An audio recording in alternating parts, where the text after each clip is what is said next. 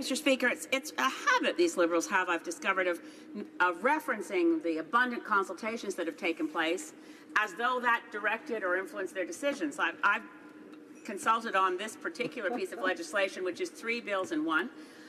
Bill C-69 is an omnibus bill. I've submitted every time a window opened for consultation, and I've looked at the submissions from others, and overwhelmingly what this government was told was to repair the environmental assessment process and not to allow it to continue as it had been destroyed under Bill C-38 back in 2012.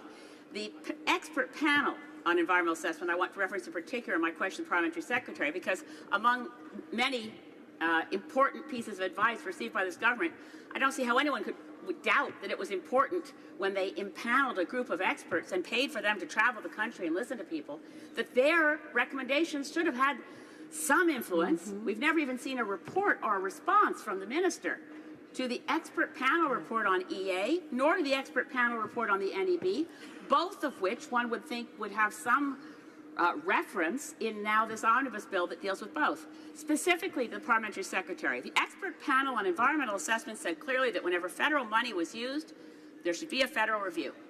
The expert panel on EA said there should be no role for the National Energy Board, the Offshore Petroleum Boards, or the Canadian Nuclear Safety Commission. But the legislation before us today, C-69, does not include a trigger when federal money is used. And although it pretends to have one agency, the Impact Assessment Agency, whenever projects fall under the jurisdiction for regulatory purposes of what used to be the National Energy Board, the Offshore Petroleum Boards, or the Nuclear Safety Commission, the members of the panel must be selected from those agencies, which hardly takes them out of the process. The Honourable Parliamentary Secretary. Thank you, Mr. Speaker. I appreciate the intervention by the honourable member, but she's just plain wrong. The recommendations of the expert panel actually were responded to in a very fulsome way in the context of the legislation that was brought through, and if you read through the recommendations of the expert panel, you would find that to be true.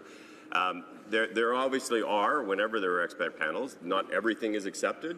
Many of the recommendations were taken out for further consultation. The vast majority of them actually were, in the end, incorporated into the legislation. There were some elements that were not, and there are obviously very specific reasons for that. And if the honourable member wants to actually sit down and review that, I'm sure that can certainly be arranged. But I would tell you that this is an enormous step forward, and virtually all of the stakeholders that we have talked to over the course of this would tell you that that is in fact the case.